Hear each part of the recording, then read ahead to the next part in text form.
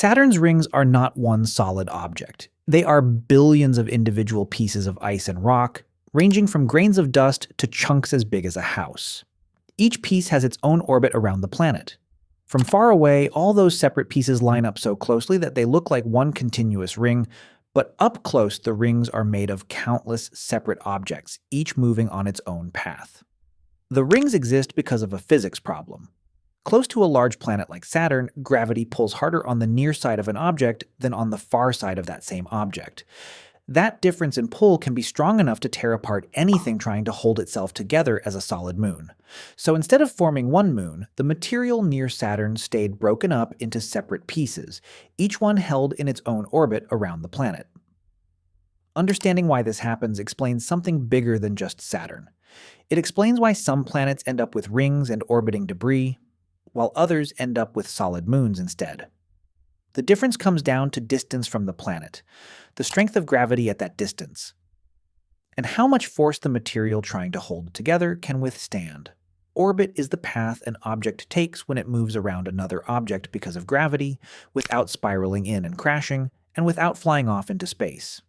This matters because everything about Saturn's rings depends on the fact that each ring particle is doing this on its own, all at the same time around the same planet. Think about a satellite around Earth. It stays up not because something is holding it in place, but because its forward speed is balanced against the pull of gravity. If a satellite operator gets that balance wrong, one of two things happens. The satellite falls back toward Earth, or it drifts into a wider, unstable path that ruins the mission. Getting the balance right is the entire job, and getting it wrong wastes the spacecraft and the money spent building it. An orbit is simply the balance between an object's speed and gravity's pull, and every single piece of Saturn's rings has its own version of that balance happening right now. The Roche limit is the distance from a planet inside which gravity's pull becomes strong enough to break apart an object trying to hold itself together as one solid body. This matters because it explains why the material near Saturn never became a moon in the first place. On a construction site, a crane can lift a short, rigid beam without any trouble. Stretch that same beam out much longer, and uneven force along its length can cause it to bend and snap before it ever reaches its destination. The load is fine as long as it stays compact, but past a certain length, the forces working against each other break it apart.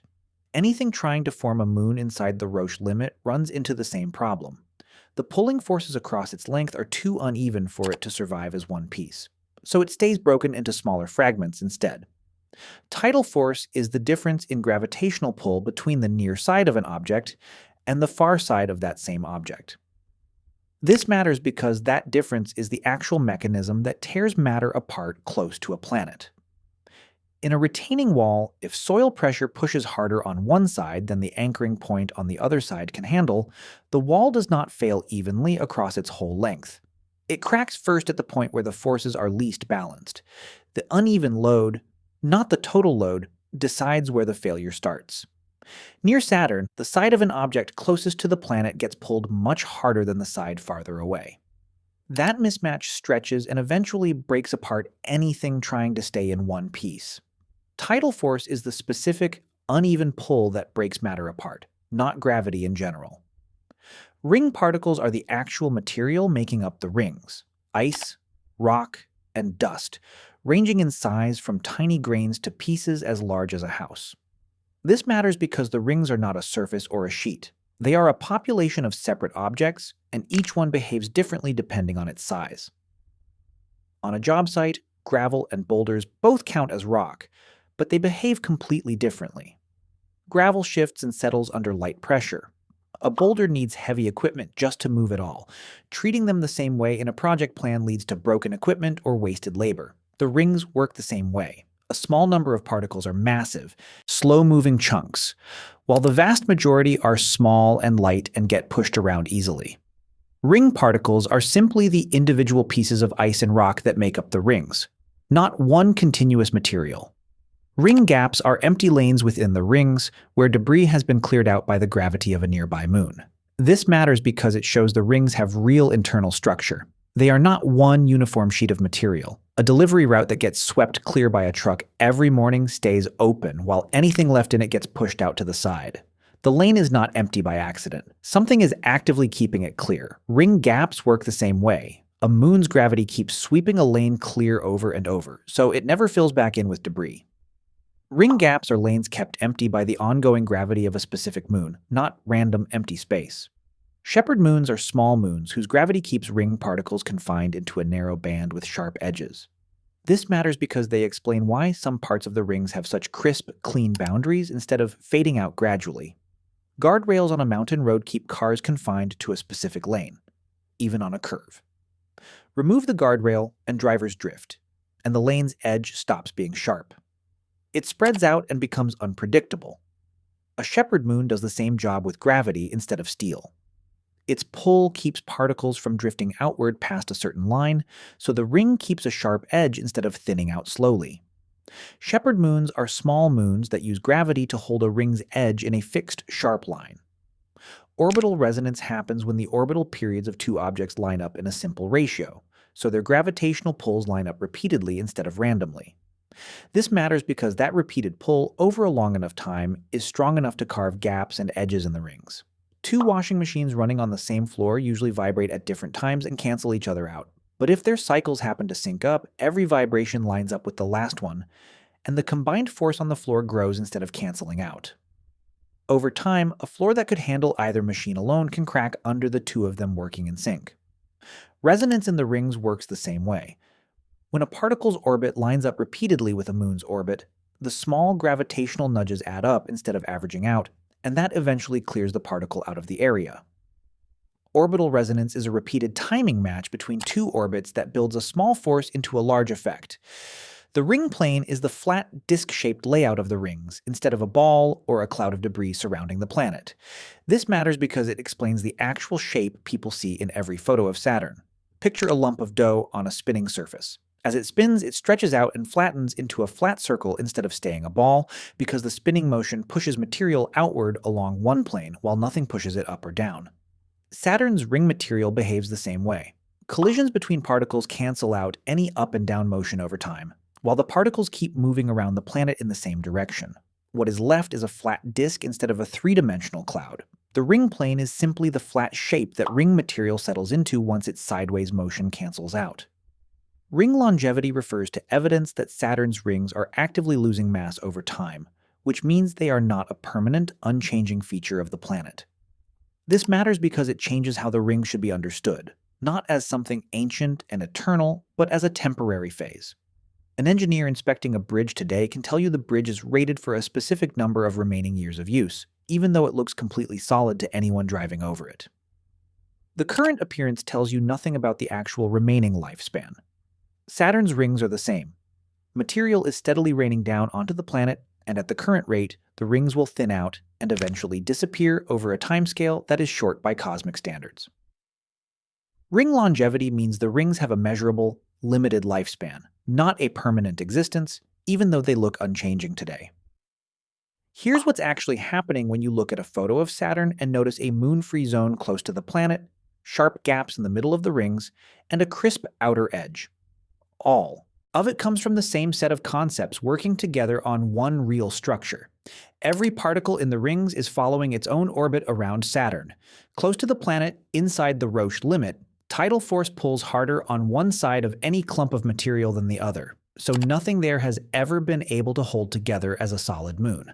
That is why the zone closest to Saturn stays empty of moons and full of loose particles instead. Farther out, shepherd moons and orbital resonance take over. A shepherd moon's gravity confines a band of particles into a sharp-edged strip, the same way a guardrail holds traffic in a lane. In other spots, a moon farther away lines up its orbit with the particles in a repeating pattern, and that repeated pull slowly clears a gap where nothing keeps an orbit. The same way a delivery route lane stays clear because something keeps sweeping it out. All of this activity happens within the ring plane. The flat disk shape the particles settled into after their up and down motion canceled out through collisions. That is why the moon-free zone, the gaps, and the sharp edges all show up lined up flat in the same photo instead of scattered through a three-dimensional cloud. Here's what people most often get wrong about Saturn's rings. The first mistake is assuming the rings are one solid connected object. This is an easy mistake to make because photos flatten all the depth and separation between individual particles into what looks like a smooth surface. The fix is to remember that the rings are made of billions of separate objects, each on its own orbit, every time you see an image of them. The second mistake is assuming the rings are ancient and permanent, since Saturn itself looks unchanging from one year to the next. This is easy to assume because nothing about the rings appears to move or shrink on a human timescale. The fix is to hold on to the actual evidence. Material is currently raining down onto the planet, and the rings are measurably losing mass, which means they have a real, limited lifespan rather than existing forever. The third mistake is confusing a ring gap with plain empty space, since both look identical in a photograph. This is easy to do because nothing in the image shows you the invisible gravity doing the work. The fix is to tie every gap back to a specific cause. Either a moon's gravity is actively confining particles away from that area, or a repeated resonance is clearing it out. A gap is never empty by accident. The fourth mistake is assuming every part of the rings formed the same way, at the same time, from the same event. This is easy to assume because the rings look like one continuous object rather than a system built from many separate regions.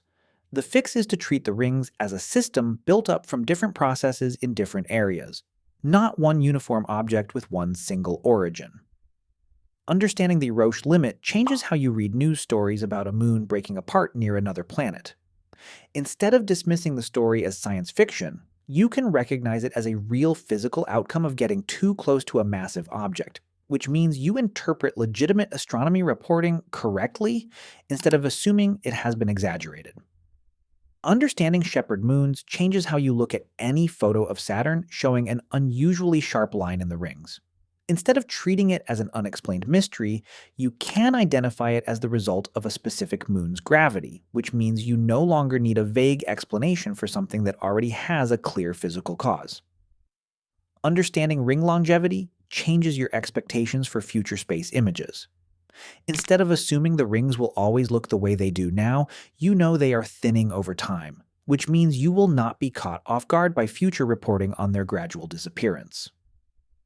Understanding orbital resonance transfers directly to other topics, like gaps in the asteroid belt or the long-term stability of planets in other solar systems.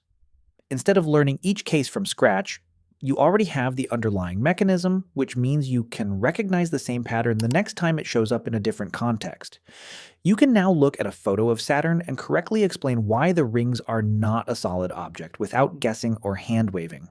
You can identify the specific physical cause behind a ring gap or a sharp edge instead of describing it as unexplained. You can evaluate claims about the ring's age and permanence using actual evidence instead of assuming that anything that looks unchanging must be eternal.